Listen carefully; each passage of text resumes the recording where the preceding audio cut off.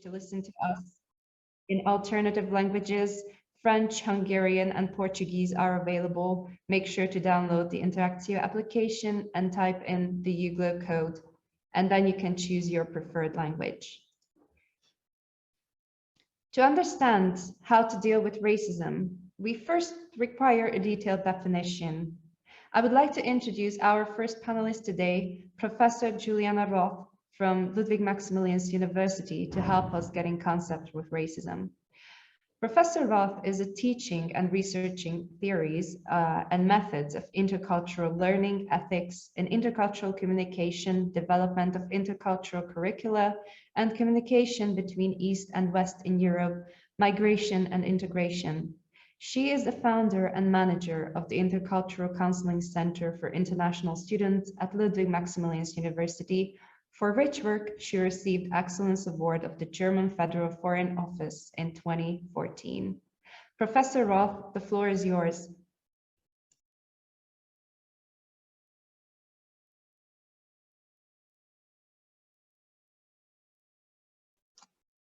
Okay, is everything okay? Okay, I would like to share with you a few comments on the topic of racism, not racism in general, but racism in Germany. I don't want to say that there is racism all in Germany, of course, but my research has included, since I work with the ethnographic method, I have researched and made observations in Germany in different situations of communication, also German media, visual and print media. Therefore, what I'm going to say now is in the first place valid for Germany, probably also for other countries, but this is I don't claim to know. I would like to mention that there is a current rise of racism in Germany, and everybody can ask themselves, why is that so? What are the reasons? And I have recently published an article on that and have found out that I have found out for myself 4 major reasons for the rise of racism in Germany. And they are, in the first place, of course, the colonial heritage, then the right-wing political and social shift, the pandemic environment, and the ongoing migration. There is difficult to do research on racism in Germany for understandable reasons, because it is a very emotional topic and actually a social taboo. What I want to say, since I have so little time to talk, that racism is, of course, a social phenomenon, and as each social phenomenon, it's changing with the time. At the beginning, it has shown itself very explicitly and very, how to say, loud. If we think of the times, the beginning of the 20th century and so on and so forth, then it has changed. And I'm strictly speaking for Germany, has changed around the 1970s, where the tone of voice became more mild, and racism was not talked about. It has existed, of course, but it was very implicit and hidden and implicit. Now we are in a third phase. This is my personal contribution to that, to the research, I'm doing. We're going back to the first phase, where racism is again explicit and loud.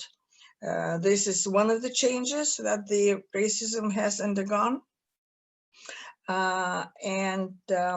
Then we have new forms of racism. Usually what people know is the biologically founded notion of racism, meaning color of skin and face expression.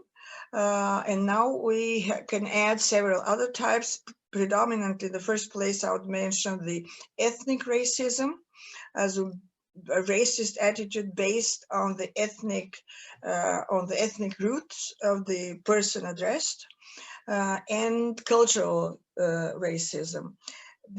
I don't know, maybe Adama can tell me if I have a few more minutes or I should quit. What I want, maybe I should come to an end according to the time schedule that I have. The interesting thing is that we might think that historically based ideas like the biological racism would disappear since they are so old. Of course, they stem from the 17th and 18th century. And unfortunately, this is not so. Still, today, the notion of racism, in spite of the new forms that we have in the meantime, the strongest one is still this traditional, what I call traditional colonial type racism, and that it is that is existing not only in the countries who had colonies, but this notion of the of the position of the white race over the non-whites. This is a notion that is spread all over Europe. I'm strictly speaking about not only Germany, but about Europe. It is spread also in countries which have had no colonies at all. This is like a kind of, maybe something that disperses like a gel or like, I don't know, like what, but is present in all countries, also in the countries of Eastern Europe, which have had absolutely no colonial past. Then the rise of, since it was mentioned that I am chairing a special consultancy office for the international students at the Ludwig Maximilian University. International students, we mean those, it's it's a strict term for those who come to Munich to study whatever they study, but they want to finish their studies in Germany and receive a German diploma, PhD, or whatever, master's, bachelor's, and so on and so forth, other than the Erasmus and the exchange students. They're a completely different group, also from the point of view of communication, and so on and so forth. So a majority of our clients are Asians, predominantly Chinese, and we know that there's a lot of trouble at that point of them. Of course, if anyone wants to ask later on how we try to help them, because they experience racism or racist attitudes actually everywhere, also from their professors, from their teachers, from their co-students on the street, wherever they live, and so on and so forth. So we have a lot to do.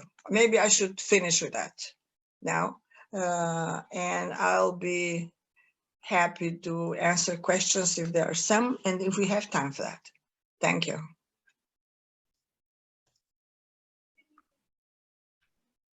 Thank you, Professor Roth, for providing the detailed definition on today's subject and also giving us a small insight on how the situation in Germany and Ludwig Maximilian University is.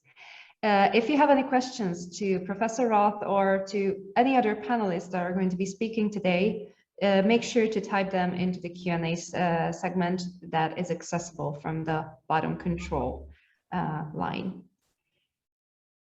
Next, we are moving on to our next segment. The question is, how do we witness and experience racism in everyday life and in higher education? The best people to provide the answer are, of course, the students. And we actually asked several EUGLOH students of the EUGLOH universities to share their own experiences. And we are also very interested finding out how do you, our audience, conveyed the subject. I give the floor now to Adama Stekovic, who will conduct the video testimonial and poll segment of our webinar. Thank you, Juliana. So in the following, we are going to see different student testimonies. And what we have done was provide some questions for these student testimonies, which are first, racism, what dimensions do you think the word conveys? Second, have you ever witnessed or experienced racism? If so, what happened? And if not, do you know someone who has? And third, how could we contribute to stop the occurrence of racist acts in the context of higher education? Now I'm going to share the video with you.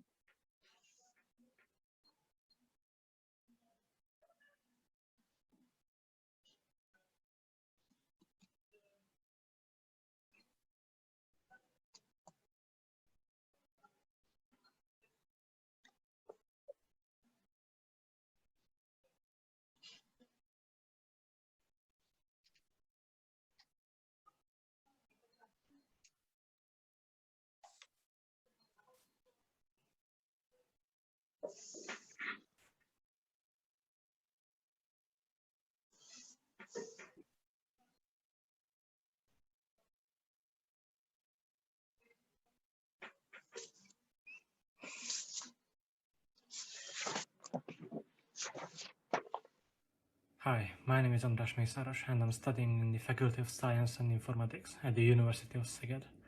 Over the past years, racism and related news have been widely reported in media and social media platforms, and in my opinion, the negative outcomes associated with these actions are clearly reprehensible. Hello, my name is Dian Wahyutami. I am an Lund University student in Human Geography program. For me, racism means judging or categorizing people, do not based on their personality but merely based on their background, such as race, ethnicity, skin color, and religions. And this leads to the inequality. Nos obrigou a refletir acerca desse flagelo mundial, porque basta só ouvir dizer de que aconteceu um racismo em alguma determinada situação ou em algum determinado local, o mundo deve parar para começar a pensar acerca daquela situação. Até nesse preciso momento, há várias pessoas que não entendem a própria palavra racismo, o que significa a palavra racismo. Porque há várias pessoas, só aconteceu alguma situação que não é racismo, mas sofreu algum mal, logo pode pensar de que é racismo. A sociedade de hoje deve pensar muito, mas muito profundo acerca da palavra racismo, para que nós possamos entender acerca desse nome ou dessa situação. Hi, I'm Tia. I'm a master student in Lund University. Today I'd like to answer the questions about racism. First one, the word let me directly think of inequality and ignorance. One person could look down upon another one from different races.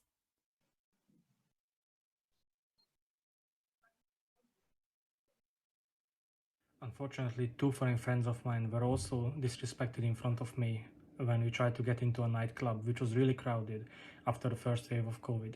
I'm Hungarian and my two friends are Turkish and Indian. The three of us spoke in English in front of the entrance where the security guard was standing.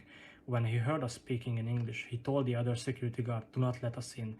He probably didn't think that I can understand what he was saying. I asked him back in Hungarian what reason did he have for refusing to let us in. He immediately corrected his answer and told the other security guard to let us in after that.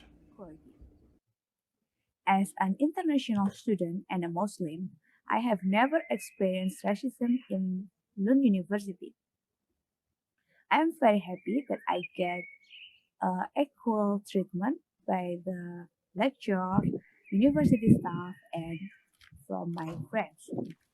Infelizmente, já pude testemunhar um ato de racismo. Um dia, eu estava a caminho da faculdade, entrei-me num autocarro e não tinha trocos. Dirigi-me ao motorista para comprar bilhete. O motorista disse-me que não tinha trocos e que não sabia se a minha nota era verdadeira. Eu disse-lhe, ok, lamento, mas eu também não tenho como comprovar-lhe que se a minha nota é verdadeira ou não. Então fui-me sentar. Passado um bocado, chegou um casal português que também não tinha trocos e tinha uma nota de 100 euros. O motorista compreendeu a situação e passou-lhes uma declaração para que eles depois pudessem ir a qualquer loja andante a levantar os trocos. Perante o cenário, levantei-me, fui ter com o motorista, disse-lhe, então o senhor motorista já tem a máquina para verificar se as notas são verdadeiras ou não? Porque a mim o senhor disse-me que não tinha certeza se a minha nota era verdadeira. O senhor já tem a certeza se a nota deste casal é verdadeira? O senhor disse-me, sim, mas em relação a si eu não posso confirmar isso porque os pretos são malandros e eu não confio em vocês. E eu disse-lhe, ok, eu também daqui não saio, não vou descer do autocarro. E o senhor motorista estava a insistir para eu sair e eu disse, não vou sair. Podem chamar a polícia à vontade que eu daqui eu não saio. E depois as pessoas que estavam dentro do autocarro começaram a insultar-me e foi realmente muito triste a situação. Racist. And I didn't experience racism before in my university.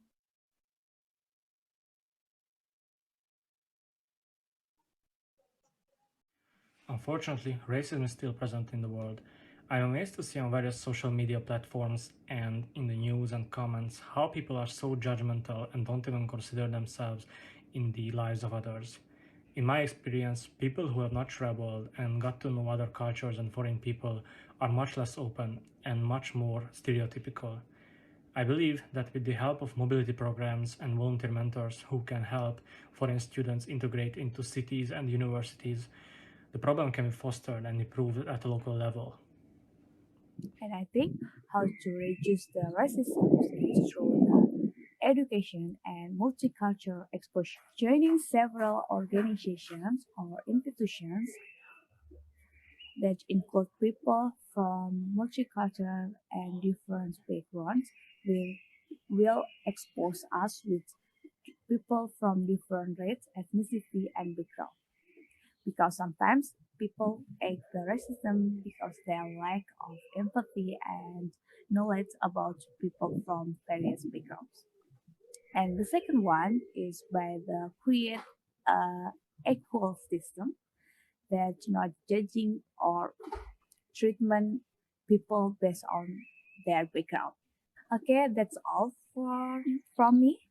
Let's stand up and fight racism. Thank you. Bye. Sou estudante na Faculdade de Letras da Universidade de Porto. Eu estou aqui para dar a minha contribuição sobre como é que todos nós podemos contribuir para evitar que aconteçam atos de racismo no contexto do ensino superior. Eu acho que antes de pensarmos esse problema a nível pessoal e individual, devemos pensá-lo de forma muito no âmbito mais geral e enquanto sociedade, porque é um problema que nos afeta a todos. Daí é que eu diria que é preciso primeiro, nas nossas sociedades, reconhecer que existe um problema e esse problema é racismo. Reconhecer que existe na nossa sociedade e que também no ensino superior há casos de racismo, existe racismo no ensino superior.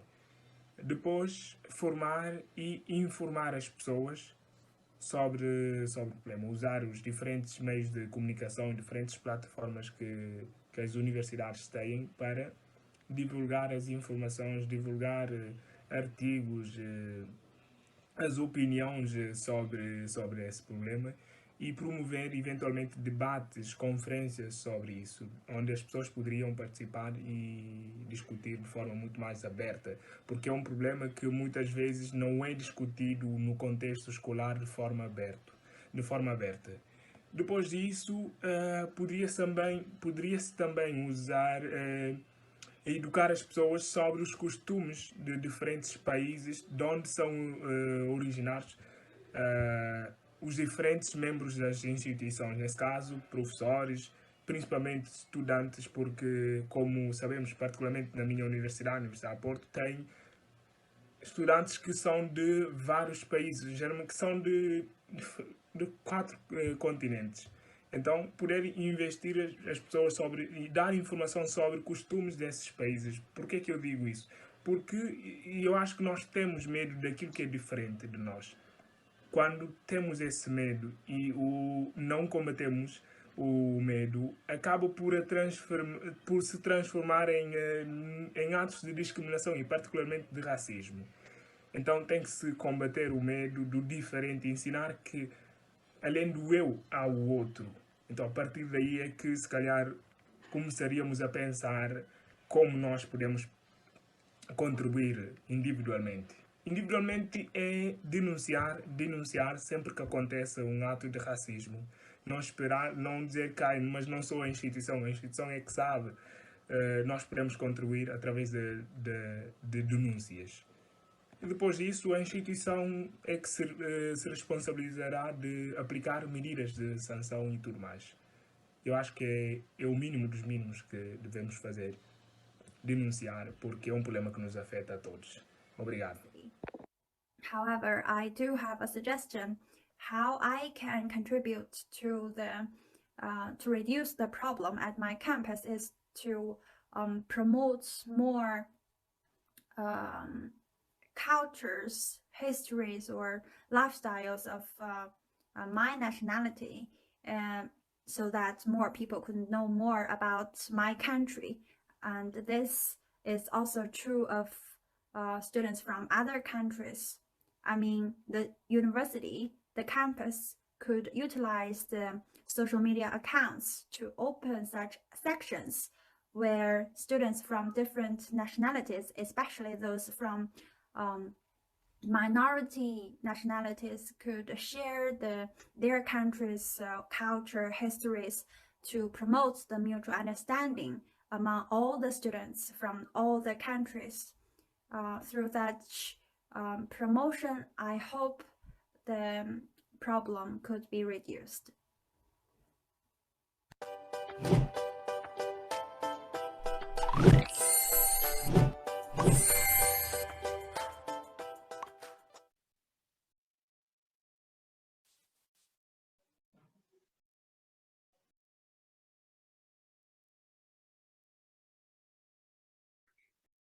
So these were the examples for our student testimonies.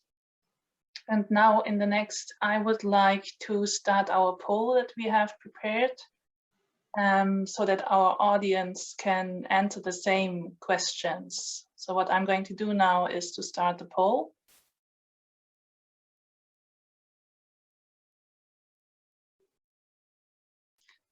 The poll is completely anonymous, and we kindly invite you to participate in the poll.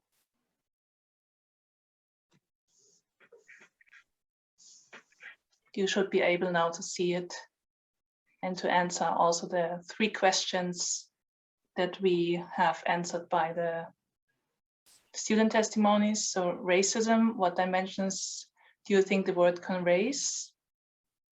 And have you ever witnessed or experienced an act of racism?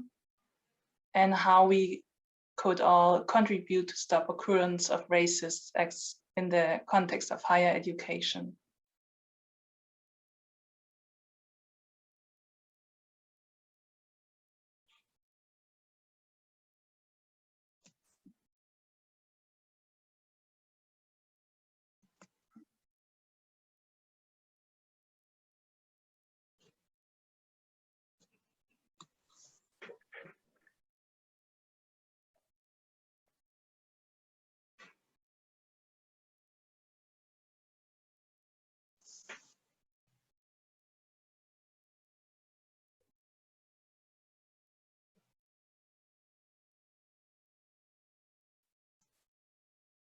There are still coming answers in.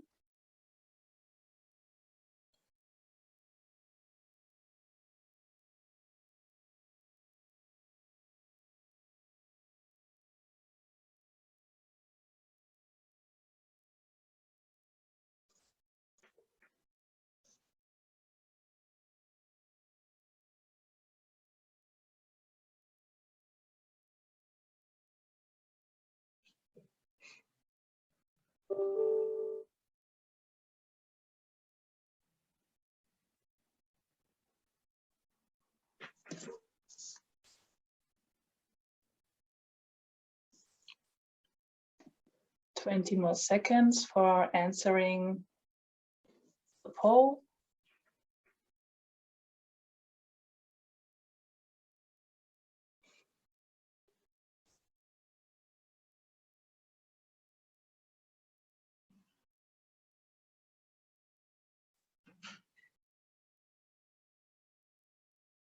Okay, thank you very much. I'm going to stop the poll. And I'm going to share the results with you. So when we look at the results for the first question, 42% agrees that the dimension that connects to racism is especially skin color, and 58% says all of the above, so skin color, ethnicity, national origin, religion, and beliefs. 67% of our audience has witnessed or experienced an act of racism, and 33% didn't have this experience. And in regards to the last question, how we can contribute to stop the occurrence of racist acts in the context of higher education, 40% agrees to listen and educate oneself and raise awareness, and 54% says actually all of the above. So challenge everyday discrimination and racism, having policies on non-discrimination and racism, having safe ways to report incidents, support services and programs or initiatives that promote tolerance, diversity, and inclusion, such as this e-conference, work with other students and the university management to start a discussion, and learn to recognize and understand your own privilege. Thank you very much for sharing your answers with us. And now I would like to hand over the floor to Juliana. Thank you, Adama. And thank you everyone who participated in the vote. I guess we can see that there are multiple approaches and multiple ways to address the topic. There's not only one way to go. We were also very happy to receive so many messages from the EUGLOH students, because it's quite an eye-opening experience to realize how often we come across racist acts in everyday life. But I do believe at the same time it is reassuring that we can hear positive examples as well. And I also think that it was a great way to learn some useful tips on how to overcome the issues. So moving on to our next segment, we can learn about a project from Ludwig Maximilians University, which is called Den Menschen im Blick, or in English, Mind the Human. The work focuses on strengthening competences against racism and discrimination in work and everyday life.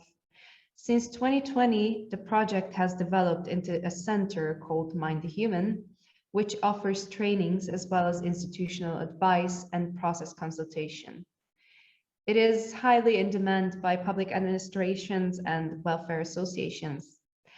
I would like to welcome our two panelists, Dr. Britta Schellenberg, and founder and manager of the center and the training, as well as Rabia Kökten, a researcher, trainer, and lecturer at the center, to introduce their work and the goals of the Mind the Human initiative.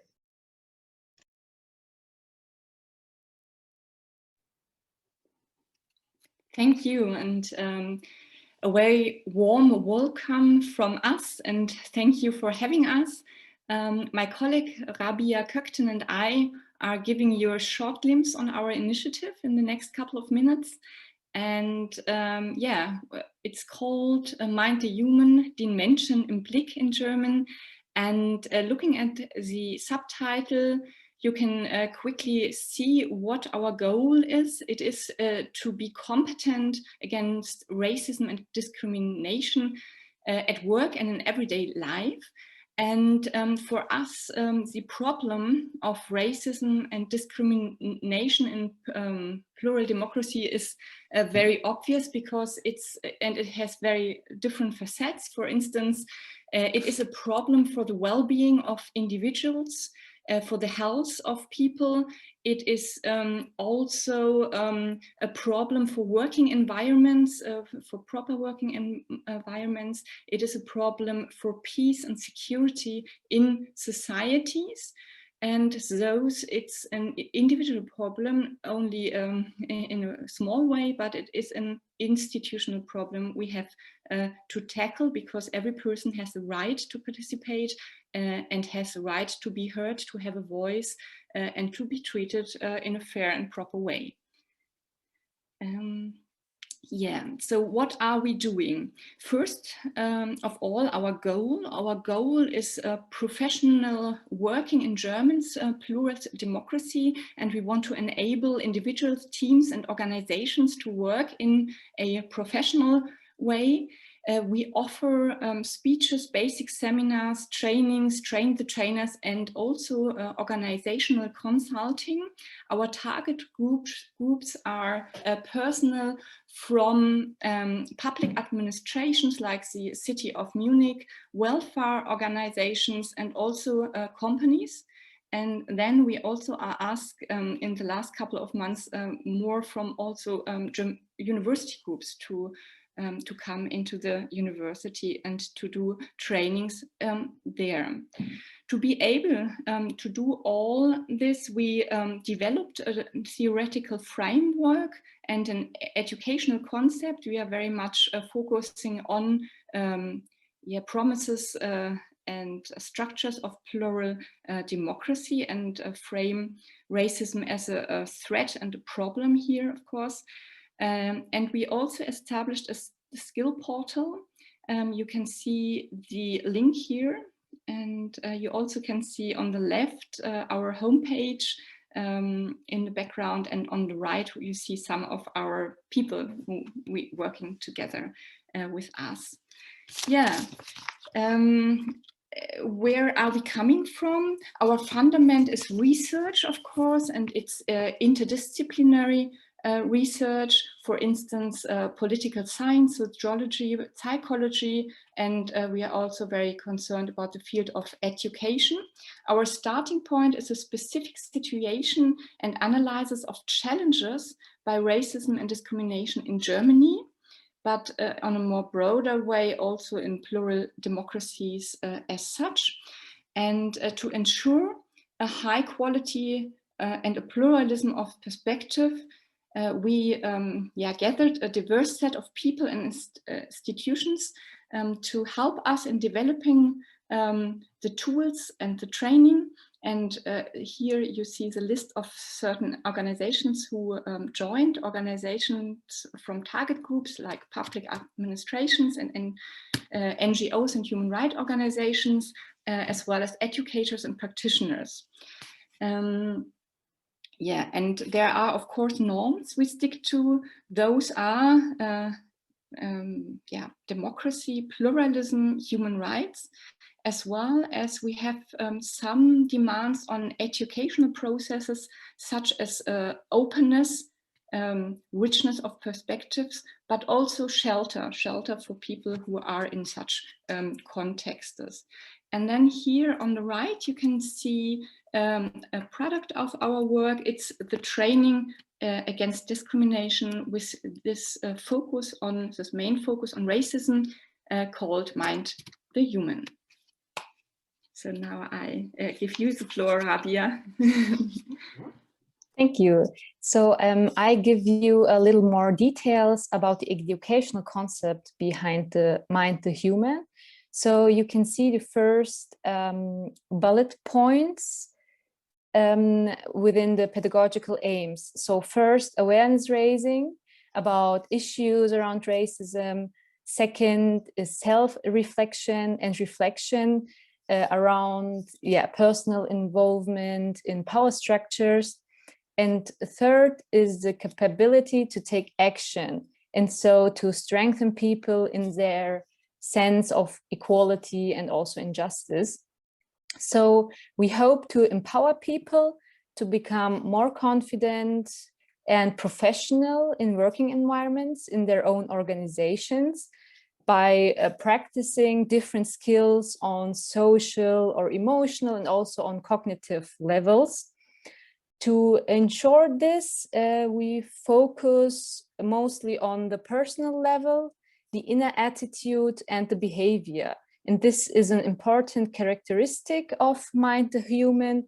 We don't offer any role plays in our trainings. So, but what we offer in our classical trainings is a mix of impulses on current needs and topics in Germany about like problematic dynamics within our society, and interactive exercises. So this is kind of mixed every time. And so our overall perspective in our trainings is a respectful communication, and in general, an appreciative interaction within the trainings, because we know too well that people might be on different learning levels, on how some might profit from power imbalance or different systems of oppression. So on this slide, you can see an exercise which we use mostly as an introduction into the trainings. So we prepare these two questions you can see here as an introduction in the training.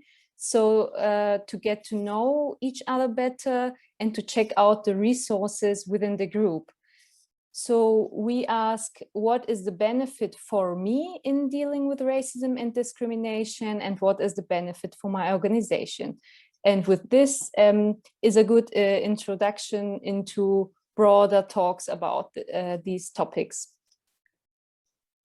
So now we will end this mini presentation with our framing, with our overall perspective in these topics. Of course, our starting point is Germany's plural democracy, and so is the protection of human dignity. So this framing is asking about key factors preventing some individuals from social participation on different levels.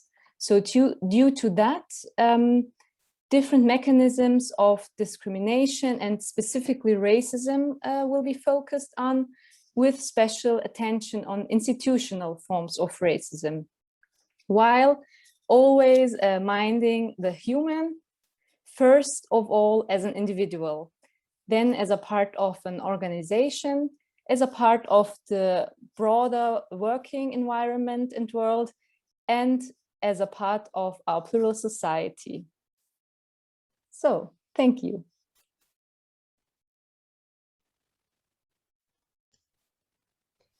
Thank you both, Dr. Schellenberg and Rabia Kekten, for the very intriguing and inspiring presentation. It is great to see how a local initiative can be so popular and all the purposes that it serves. So we hope you keep up the good work in the Mind the Human initiative. For our next segment, we would like to show you another great initiative from the University of Porto. Unbiased is an app that is developed by female students of the Faculty of Engineering at the Porto University. It evaluates the degree of prejudice and inclusion at workplaces and companies. It evaluates gender, ethnic, and other issues related to underrepresented groups. Now I give the floor to Catarina Pereira, one of the developers of the application, and she will help us gain more knowledge about Unbiased. Hello everyone, I'm going to share my screen now. Please let me know if you can see it. We can see it, thank you. Okay, great. So, good morning everyone. I'd like to start by thanking you for inviting us to this conference. I'm Catarina Pereira and I'm here in representation of our project Unbiased, which is a project very dear to all three of us. So, as you all may know, there are multiple indicators to measure economical and financial performance. However, what about equality and inclusion in the workplace? There are none. So Unbiased was created specifically to assess this problem. And with it, it becomes possible to assess a company's bias towards gender, ethnicity, sexual orientation, and even disability. To achieve this, we use 5 criteria. The first one is the implicit bias test, which measures the strength of implicit associations between concepts and stereotypes based on response time. It was a test developed by Harvard University, I think 30 years ago, and we think we can adapt it to suit better our objectives. Secondly, we measure speaking time in video calls or normal calls. This is, we measure the time that people from minorities actually speak during calls and the number of times that they are interrupted, and compare it with the time that they would speak if this was an ideal world with no discrimination. In third place, we compare the percentage of workers from a minority in a specific profession inside the company with the percentage of workers in that same profession in the general world. This is because we cannot force a company to have, for example, an even number of female and male engineers when there is not an equal number of female and male engineers in the work market. And fourthly, we have probably the most important criteria, which is a comparison of salaries. By comparing the salary of people with the same position, but different race, gender, sexual orientation, or people with any kind of disability, we can see how workers are rewarded for their work independently of their individual characteristics. And finally, we use a periodical questionnaire to assess how workers feel in the company, if they feel as heard and as valued as their colleagues, for example.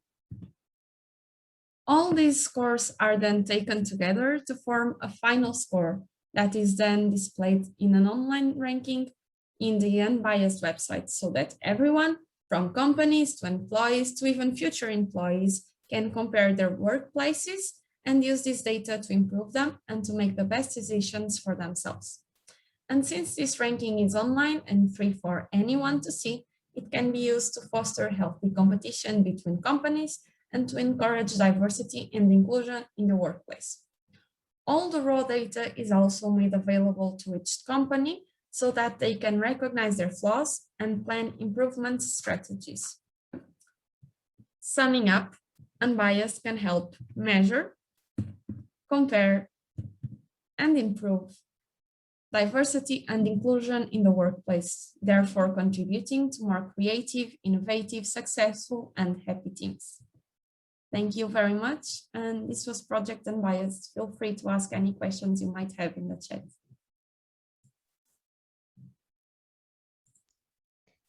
Thank you, Catarina Pereira. I think Unbiased serves as a visionary example for awareness raising, and I strongly encourage everyone to go and visit the website to see how the ranking goes. And I think it will be a really great tool to be using for the companies in the future. And since we're talking about awareness raising, as we know, quite a lot of negative connotations can derive from prejudice and negative first impressions. The Erasmus Student Network, or in short, ESN Network at the University of Szeged, realized this, and they incorporated several good practices to eliminate negative attitude towards international students. I would like to welcome our next panelist, Laura Makhoida, who is a certified kindergarten teacher and a youth helper assistant at the University of Szeged. During her studies, she joined the Erasmus Student Network of Szeged as a mentor. And in her current job, she's a coordinator and multiple scholarship programs, including the Stipendium Hungarian Scholarship at the University of Szeged. Laura, the floor is yours. Hello everyone, thank you, Juliana. Good afternoon to everyone. I'm delightful that I have a chance to participate on this prestigious event. I will share my screen. Can you please confirm that you see my screen?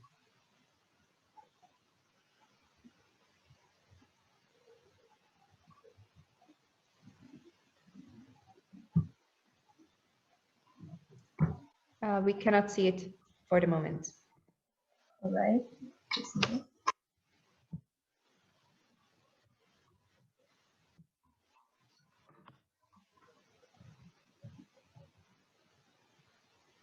Okay, can you see it now? Yes. Okay, thank you.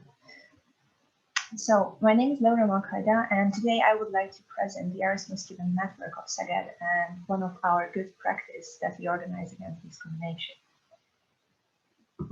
As Juliana said, I was a member of the Erasmus Student Network, shortly ESN Szeged Mentor Group, for 3 years during my studies.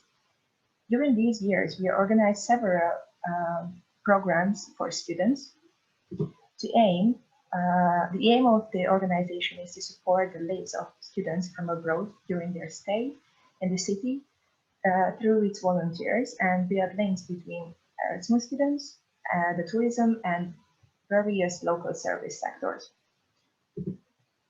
The community not only organizes events, but also acts as a forum for information on accommodation, transport, and other issues that may arise during their stay.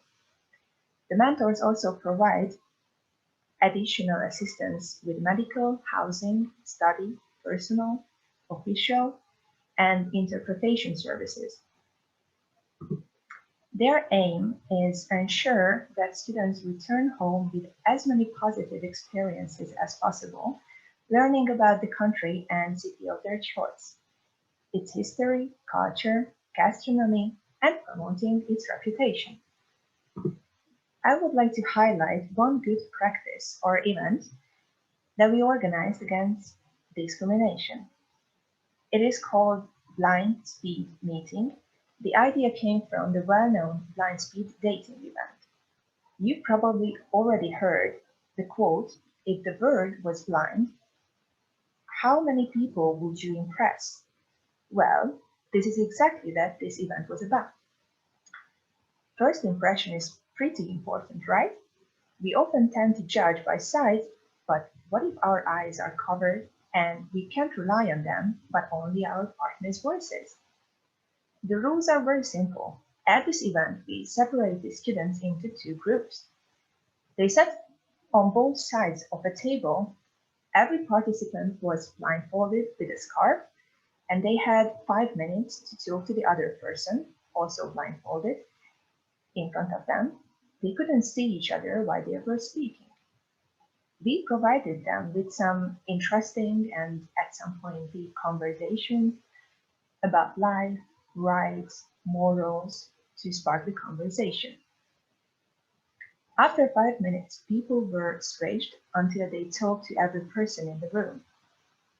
Us, the mentors, had the participants moving between chairs as they were blindfolded until the end of the game. With this program idea, we tried to avoid those typical difficulties during the conversation between strangers on their first meeting, religious, political, and ethnic backgrounds. By the end of this activity, the international students got to know each other and themselves better, built trust, and learned how to communicate without prejudice. And now, let me surprise you with a short video about the detail of the ESN Szeged anthem. I think the refrain would fit into the topic of my presentation quite well. Although I have to apologize about the quality of the video, It was only 2016.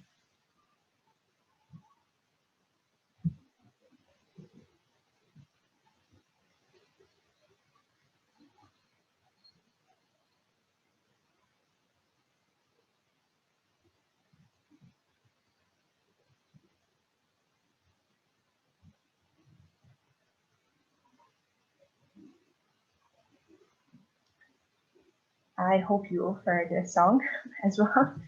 And thank you for your attention. I hope you liked this short presentation and found it useful. I wish you to enjoy the rest of the conference. Thank you. Thank you. Thank you so much. So thank you, Laura, for being here with us today and sharing this good practice that you're using at the University of Szeged. I think that it could serve as a great example to either as an icebreaker and also to eliminate negative discrimination and bias against people. I would like to remind our audience that it's still possible to ask questions to all of our panelists. Just make sure to go to the Q&A segment on the bottom bar and then type in your questions to the Q&A section. Our last presentation today, I would like to welcome Dr. Ama Yeboah. Dr. Yeboah is a psychodynamic supervisor and specialist in psychiatry and psychotherapy, lecturer in gender aspects in medicine, and trainer in empowerment and critical whiteness. Dr. Yeboah, the floor is yours.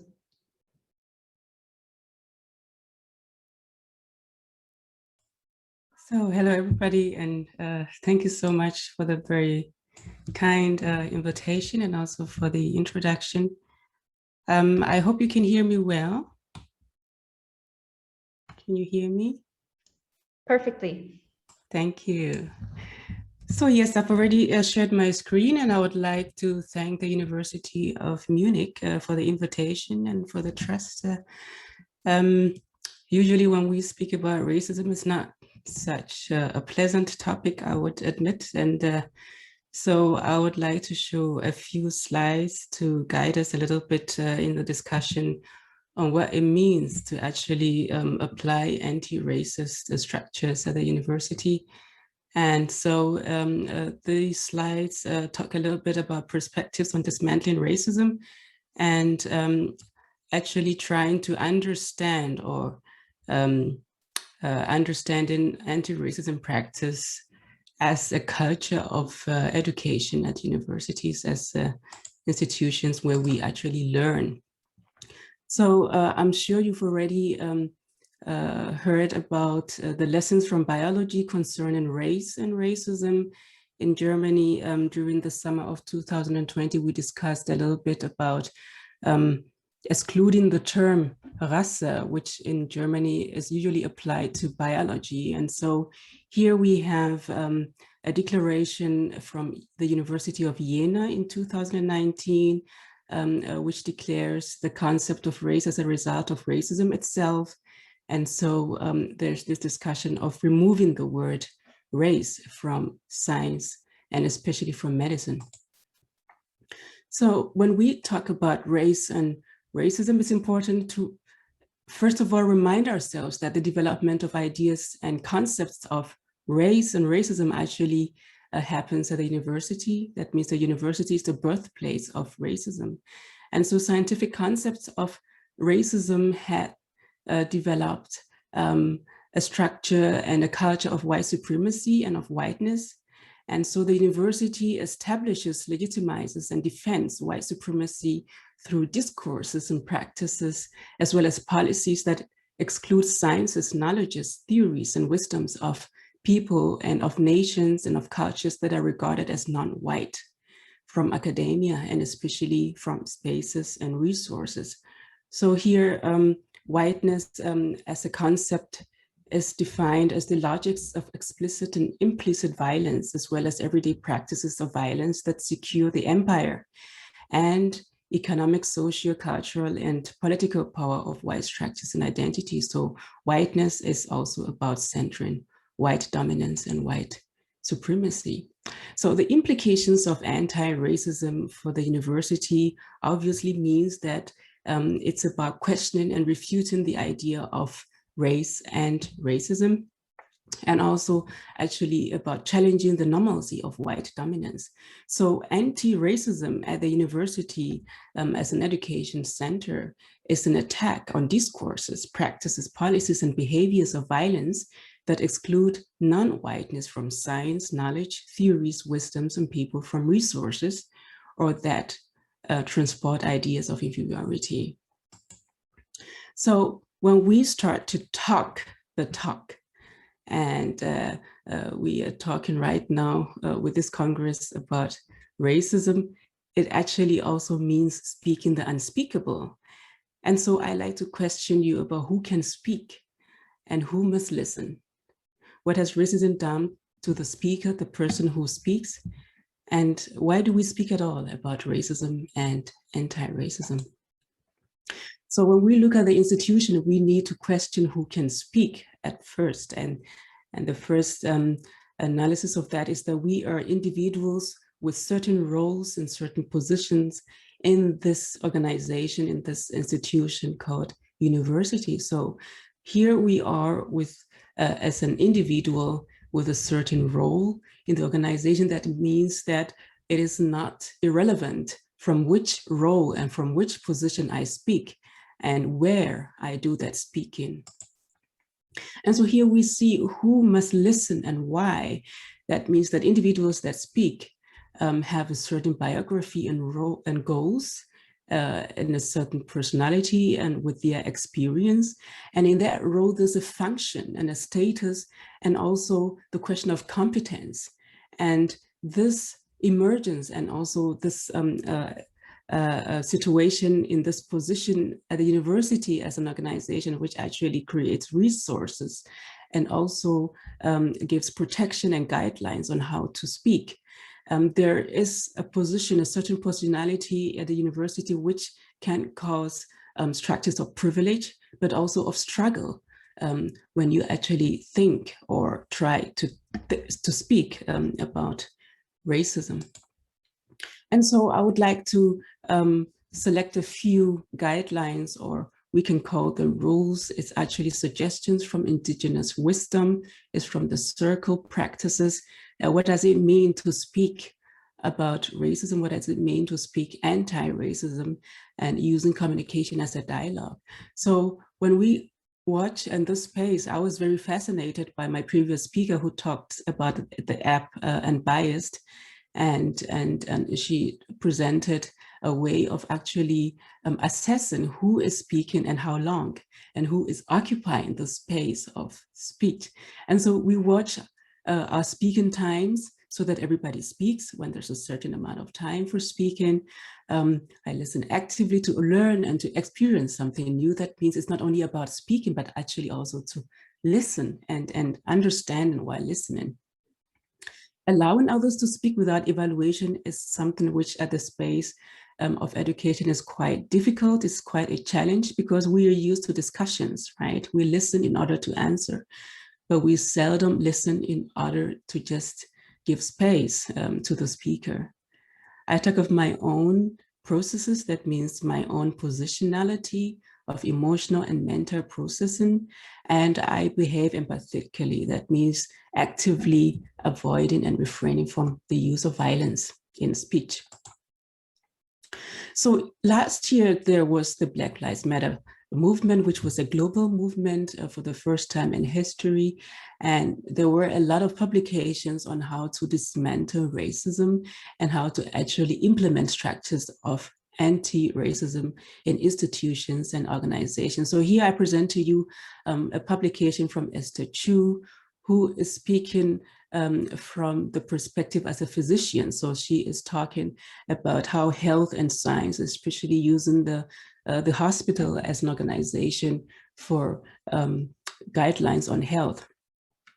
And so she focuses on 7 things organizations should be doing to actually combat racism. We can apply these principles also to the university as an institution of education. She talks about concrete and focused action. That means it's not enough to talk about combating racism, but actually to take out elements of action and also to to apply concrete principles on these goals and on these structures that we need to implement, or we want to actually implement. And she talks about commitment, that we need to commit ourselves to these goals that we want to implement. And then we need discipline also in order to arrive at these goals, and we need ambition. She talks about big ambitions and boldness. And also she talks about money as a resource to actually invest in these structures that want to change and want to implement anti-racism at the university place. So I'm very grateful if we can discuss this from this perspective of Angela Davis, who says that being non-racist is not enough. That means it is not enough to be non-racist, that we need to be anti-racist. That means no racism programs have not managed to actually change the space of learning and also to teach at the university in the past several years. What actually helps is anti-racist organizational development and anti-racist structures. So thank you very much, first of all, for the attention. I hope it's not so long so that we have much time to ask questions and to discuss with each other.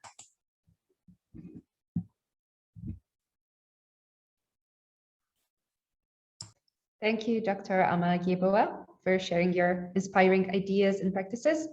And I personally hope that all of us will be encouraged to also talk the talk, and we will provide and find the ears that will hear the message.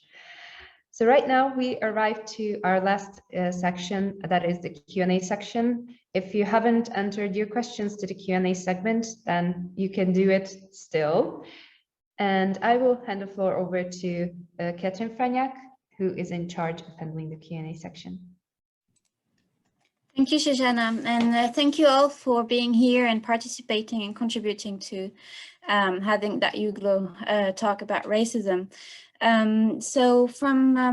We've had many questions. I hope we'll have time to address them. Otherwise, we'll also use the dedicated webpage to talk about them, to answer them.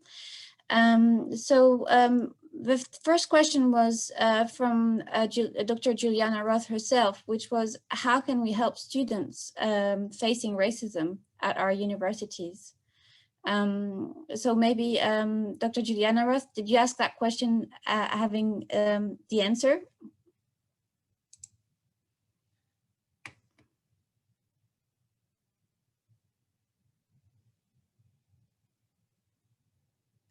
Don't know if she can hear us. Okay, is everything okay now? We can hear you. Okay, okay, thanks a lot. We talked to the student, respective student who has come to us face to face, just the consultant and the person. And since people, I mean, the psychological aspect of being treated in a racistic way hasn't been covered here, but this is not the topic.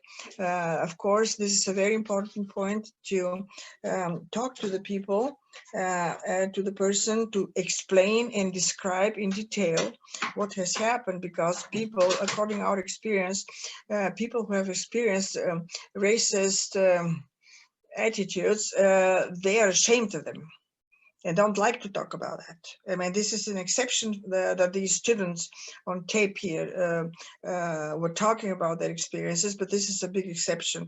Usually in regular life, people are ashamed to talk. They haven't talked to anyone about what has happened in the bus or wherever, in the street or in the seminar.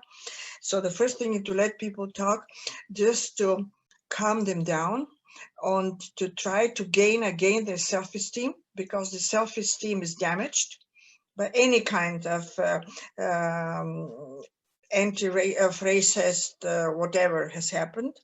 And then we're trying to, if they wish, to connect them among each other, to share experiences, because this strengthens a lot. We have such groups. strengthen their very much self-esteem, and to be able to react in a situation, in a racist situation. This is, of course, a very high goal and a very difficult goal if a professor is concerned. Because, of course, teaching people, well, professors and other teachers at the university, they very often they do discriminate. And not only for the differences of color, but also of ethnicity. Like we have a lot of students from the so-called Eastern Europe, which are also discriminated, because discrimination is not only black and white, but has many other aspects. And then, which is, how to say, and then it's very difficult to translate. I'm openly talking about differences and problems within our structure. We're trying to transport the experiences we have with students who have been objects to racist attitudes, to introduce them, to put them into the system of the university, because there is a whole complaint system in the university. This, I should say, almost doesn't happen. People are talking to and trying to provide some institutional help, not only personal help, but institutional help, structural help. They are mostly deaf. I have admitted that. Thank you. Anyone else in the panel would like to complete? Maybe. Yes, Dr. Brita, and I think Dr. Yeboah also wanted to react. Yes. Yes. Thank you. I think we have to look at racism as a problem of the racist, as a problem of persons and structures, to make it unable that people have their right and can participate. And then it is very important to do trainings, to do awareness trainings, to do self-reflections in trainings, and also to leave space for empowerment. And I would wish that we would have that at universities, like on a curricula on a regular basis, because I think it's important for all faculty, for all subjects. And then it's not enough. I mean, we need also complaint structures. And in Germany, I would say we are not very far with this kind of structures at the moment. We have at the university normally gender aspects which can be voiced, but and sometimes diversity, putting it a bit more broad, but racism is quite missing still. So there is a lot of work to do, at least in Germany, on this issue. Okay, yeah. Exactly. Thank you. I think it's the same in France. Dr. Yeboah, would you like to? Yes, thank you for this question. And so from the perspective of the questioner, we see that we're talking about the people experiencing racism, and this is where I would like to focus the attention on what the university is doing as an institution. What is the stand of the university concerning racism? And so this is a very important question, because the stand of the dean, the stand of the faculties, is what actually applies when it comes to structures of violence. And so understanding from an organizational perspective that the structures of violence are implemented in the ways things are actually culturally practiced at that institution is what makes you understand that it's not a question of somebody being so much attacked by racial prejudice, but it's a question of the structures of the institution which have not actually analyzed their own practices of violence. And so when we turn that table around and we look at the university as an institution, then we realize that everybody is involved, everybody is concerned. And so focusing on the people who are actually talking about being racialized, it's the very last point on the list of priorities, I would say. So I would question the universities which are present here at the, in this alliance. What is your stand? What is your take on racism and racial practices in your institutions?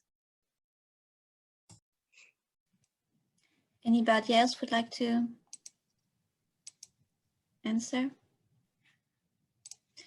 As for the answer for the institutions, I fear we have no, as you said, who speaks and why. I feel that we have no representatives at a high level that would be able to answer your questions. But I think we should take it in and spread it to our institution higher levels. I feel that as it was said prior to your answer, at least in Germany and in France, we know that there's room for improvement. That's also why we're having this talk today, is also to contribute and to try to improve addressing such a subject. Continuing with the questions of the participants, so we had a question that was for you, Dr. Yeboah, which was, as a white person, how can I support the battle against racism? And I think one that is also complementary, that would be given to Dr. Britta and Britta Schellenberg, sorry, and Rabia Cocknett, which was also, what advice would you give to people that want to take an active stand against racism and don't know where to begin? Just another one, just to make it, put it together, is that in a workplace where with majority of white people, how can we spark a conversation about Black Lives Matters with our colleagues that are Black? The person says, I'm afraid that they will be offended. So maybe Dr. Yeboah first, and then Dr. Britta Schellenberg and Rabia Cocknett. Mm-hmm. Yeah, thank you. This is usually a very common question. The realization that in the structures of racism and racial violence, that I find myself positioned in that space where I did not have a choice, because no person actually had a choice to be white or to be Black or to be person of color. So when I find myself in that position of privilege, and then the first question is actually a very interesting question: what can I do as a white positioned person in the structures of racism? And I think alone this question is very important, because it actually opens the door for me to explore what it means to be white. And so coming into that reflexive space of asking myself, and maybe also going into a community of dialogue with other people who are also positioned like I am. This is a very powerful move, because what happens in the white socialization in racist structures is that there is that effect of isolation, that subjects are isolated in this dialogue or in this questioning. So I think that very first important steps could be creating community, creating spaces for speech, what it means to be white. And in the global research on racism, there has been a lot of research in the past 30, 35 years, reading papers together. I mean, there's so many activities and there's so many guidelines. But I think this question, what can I do as a white person, is a very important question, opening up the space for dialogue, especially with other white people, I would say.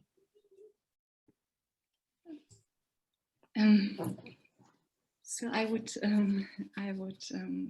go on. We, in our trainings, we are very much asking the question, why is this helpful for you to do something?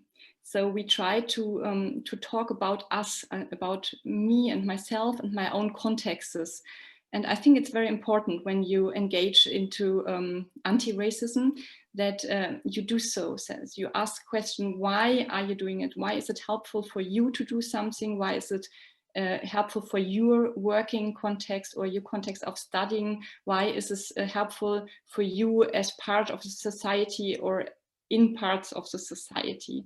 And then I would say it's interesting to think about in what way do I want to express my goals? Like there are different possibilities. For instance, you can join a support unit against racism. You can also do a poetry slam session with others, or join social media groups, or you can also found your own study group or working group. You can find other people in your work contexts who will do similar things, so you can talk to them, so you can find partners. And I think it's it's very, very important to see why is this helpful for you in your contexts, and who can you find to support and to collaborate with. That would be our advice, I would say. Thank you. So to continue with what you've said and take into account the questions, we had another one, but how to forge an interdisciplinary discussion around racism inside German universities, but I suppose this can apply also to all universities.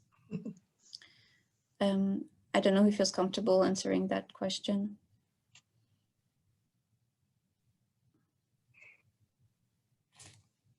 It was for Dr. Yeboah. I don't know if you would like to answer that one. Oh, thank you. Yeah, I would actually like to join on what Dr. Schellenberg just said. It's about also question yourself what you want to do and why, and who you want to work with. And so there has been a few universities in Germany that I know of, obviously, do forge alliances, interfaculty, or also different disciplines. And so it's also about your goals, right? Because sometimes it's about research goals, and there's not much research on racism, especially in medicine in Germany. So it gets a bit difficult.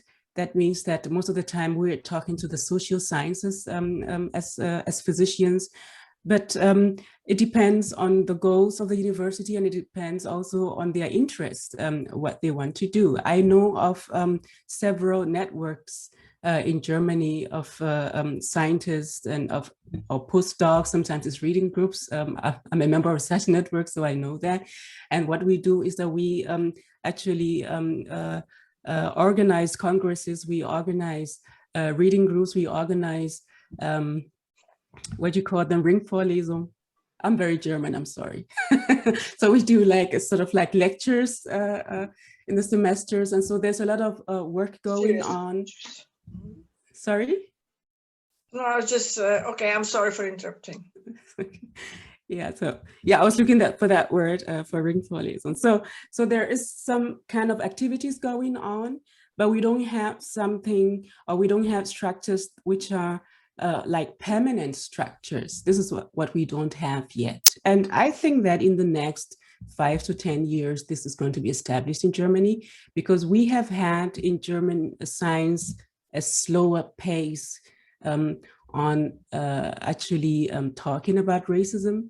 But I think that in the next 5 to 10 years, German science is going to profit from all the scientific research which has been done globally, right? So because we have a lot of research from the United Kingdom, from Australia, from New Zealand, from the US, from South Africa, obviously. So that means that we do not have to repeat some kind of mistakes, I would say. We can profit a lot from the international research. So I think it's a matter of time concerning German structures. Thank you.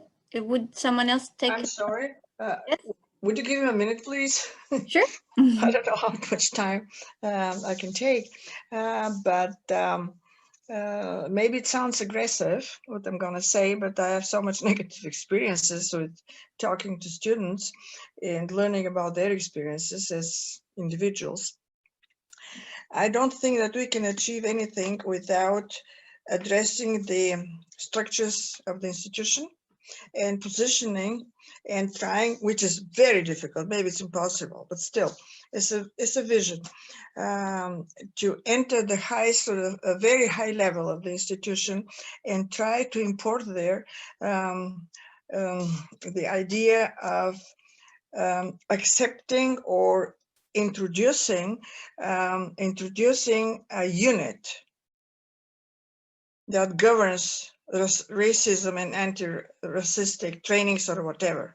Without that, nothing can happen. That everything has to go up, and from up there has to come something down. Otherwise, I don't think this can be successful. Applying the strategy where good mention in German, good people who are, of course, aware of the problems. We want to repair things, but without power, I don't think that we can achieve anything. We have to remember that it's an issue of minority and majority. A majority is always in power. Thank you. Yeah. Sorry. I'm sorry for being so aggressive.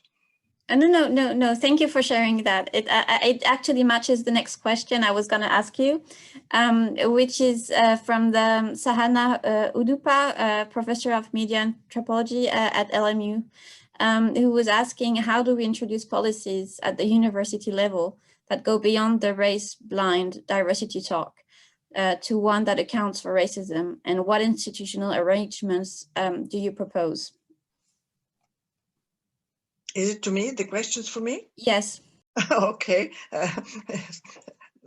It gets more and more difficult anyway. What I propose, for instance, for the University of Munich, the Ludwig Maximilian University, to have in the administration, to create a new, I don't know, this is not a department, but the department is something very big, but something smaller, like a place where you can bring your complaints. For instance, we like consultancy for international students, because we cannot take the complaints to get any further. They're physically staying with us.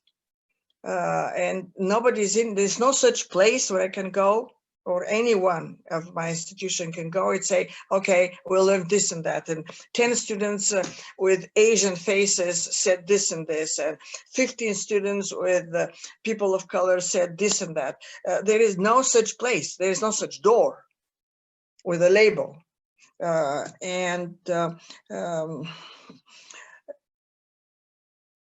I don't know, the University of Munich has now is trying to engage into diversity, but according to my experience, this is a very superficial thing, and not very courageous. And if we want to have anti-racism unit, someone has to be courageous and introduce it. Don't ask me how this can be. So I hear that Dr. Peter-Schellenberg, I'll give you the floor. So I hear that you are pushing for political university level support and concrete actions, not just talks. On the administration level, yeah, up there in the structure. Yeah, thank you. Otherwise, nothing will happen. And since I would like to repeat a lot to enhance the psychological side of all these actions. That is very, very troublesome. Very troublesome. Sometimes forces students to go back home. Students who have learned English for I don't know for how long, who have taken exams, who have taken the exam to be able to get into the university, who are working twice as hard as the German native speakers, of course, for seminars and papers and so on, so that, and then they have to be forced to go home. I mean, this is just beyond imagination. Thank you for sharing that.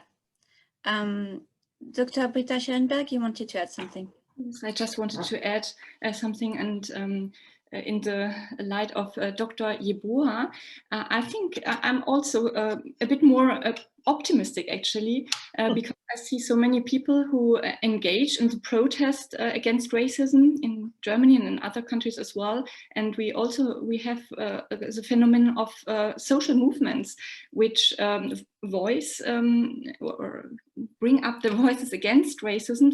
And when we look at the protest marches, which were before the Corona pandemic quite vibrant to see in Germany, they had like posters and titles like "We are more." So that's interesting about talking about majority and minority, because we are more meant that a lot of people gone on the streets and voiced themselves against racism, against racist violence, and that they stand in the frame of the plural democracy. That's our frame from our training as well. And I mean, it's a danger not to see that people are differently hit by racism, and that there is a suppression, and it's different when I'm a white woman than if I'm not. So it's also a dangerous thing, like to say that we are more and we are the minority. But I think we have to try to bring in the right of participation, to say it's a problem. It's not a right to be racist and to have racist structures, and we do have these racist structures in the university, and we can face them better, or we can tackle them better when we see us in the majority, I think, and we should dare to go on in this way. Thank you. Anyone else would like to? Yes? I think I don't see a contradictory there. I think that what Professor Juliana Roth says is also applicable in what Dr. Britta Schellenberg says. Why do I say that? Because there is that question of the different forms of interacted in a racist way. So we have the interpersonal level, which is pretty much easier, right? Because people are in contact with each other and they can maybe have more discussions about that. And then there is that cultural level where we have the media and also the especially film production, literature. We had these discussions a few years ago in Germany about children's literature, for example. And as a result of that, we had schools looking through their libraries and sorting books out, and actually writing to writers and authors and saying that you need to change the wording of certain books. And so we have that going on as well.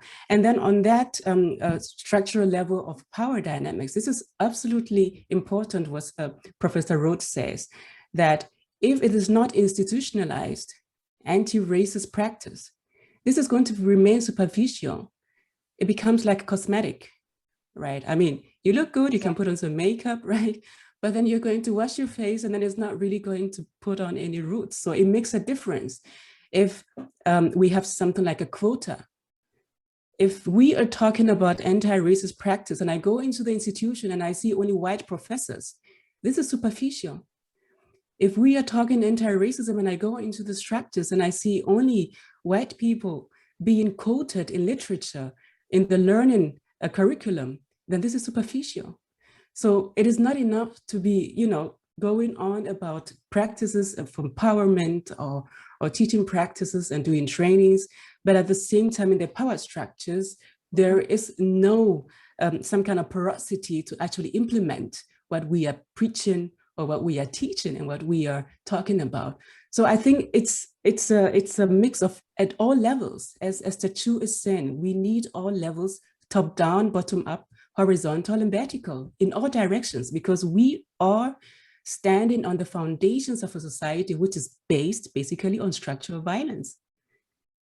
And so there is no question about that. It has to be top down and in all directions as well. Thank you very much. I think our time is up, but we had two other questions that we will send to our panelists and share the answer on the dedicated webpage. Susanna, I'll give you the floor back, and thank you very much for that really useful, I think, discussion, and I hope that our audience and ourselves will find things to implement at our levels, but also to spread to our higher institutional levels. Thank you. Thank you. Thank you, Catherine, and thank you for all of our panelists for the inspired discussion that we had. We reached the end of our e-conference for today. I would like to say many thanks to all of our panelists again, all of the interpreters, and all of our organizing colleagues that help us to make this e-conference possible. We really hope that you gained new insights and perspectives and basically collected new ideas on how to address and handle racism in everyday basis. We advise all of you to stay alert, respect yourselves and others, and never cease to raise awareness, because as we know, it's not always big leaps, but rather small steps that help us reach our desired destination. I would like to remind you that today's session was the last e-conference of the 2020-2021 academic year, but we will be back in the next term with more e-conferencing addressing diversity, inclusion, and well-being. In the meantime, do not forget to regularly visit EUGLOH's website, www.eugloh.eu, where we have a dedicated page for diversity inclusion, along with all the topics addressed during each conferences under the Campus Life section menu. Also, do not forget to follow us on our social media platforms on Twitter, Instagram, Facebook, and YouTube, and to stay updated about our upcoming news. And from all of us at EUGLOH, thank you for being with us today, and we will see you in September. Goodbye. Thank you. Bye-bye. Bye-bye. Thanks a lot. Thank you. Thank you. Bye.